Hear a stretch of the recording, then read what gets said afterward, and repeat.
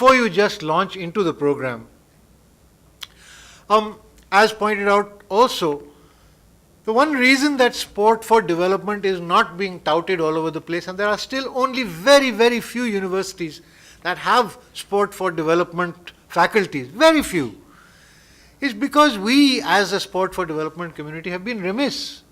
We haven't put together systematically our baseline studies that lay out what it was before.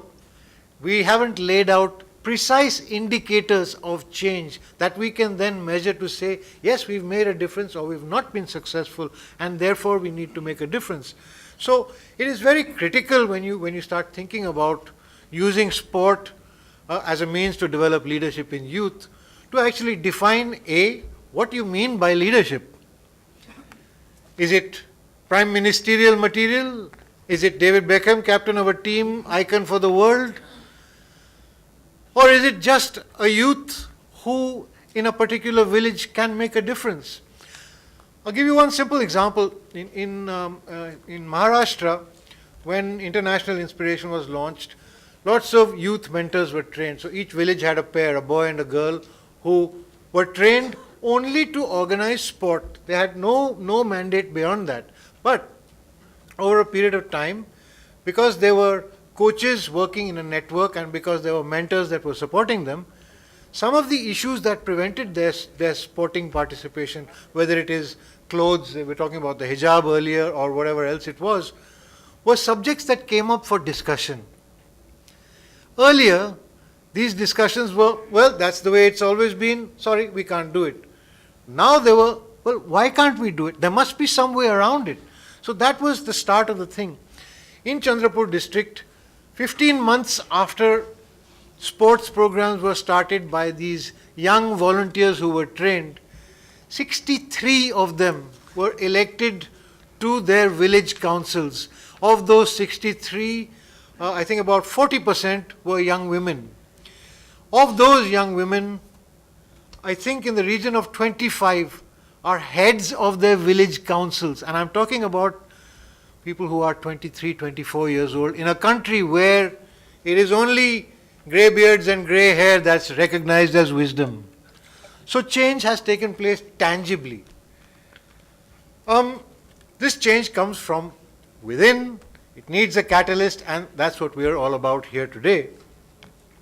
Personally, as far as I'm concerned, I don't think we should be talking about sport for development at all.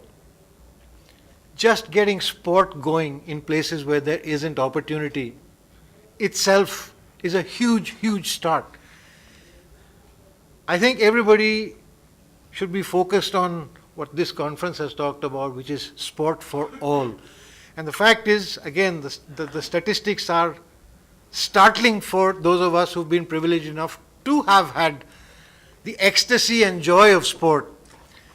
So here in India, when you're talking about a population of 1.3 billion, and you know that only 7% of them have ever had any access to organized sport. Ever! We are talking of, therefore, 93% of our youth who never have an organized soccer game or hockey game or whatever else it might be. And if you're talking of things like tennis and cricket, it's impossible. So clearly we have a long way to go, but the only way we can go forward is to structure this systematically. We are talking therefore about unlocking potential, getting people to face their fear. Leadership by itself is not just facing your fear or being unafraid, but it is also a question of being sensitive to your peers and how your initiatives will impact upon them. It is a question of being pragmatic and logical. If you turn around and go to a village council and say, well, from tomorrow we're going to do this, you would probably be beaten up and thrown out of the village. But if you go with a tangible set of questions of, look, these are the issues, this is what we propose, what do you think? Maybe you will be able to engage in dialogue. I'm going to conclude with something that I have held dear all my life, and it's not because I'm an alcoholic. It's called the Serenity Prayer. And to me, this is the essence of leadership. It says, grant me the serenity, and please note the use of the word serenity, to accept the things I cannot change, the courage to change the things I can, and the wisdom to know the difference. If you ask me, that's a good leader. Somebody who is able to. I think we should call an end to the session. I hope we've provided you with some food for thought.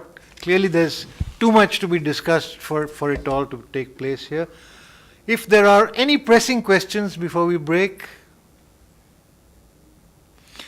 well, I would suggest then that over the next few days, do have a chat with our panelists, and I'm sure that all of them will be willing to share curricular materials, experiences, monitoring evaluation tools, and anything else which may help you to get started on similar activities, if, of course, you think that we've been somewhat convincing. Ladies and gentlemen, thank you very much, and thank you, panelists.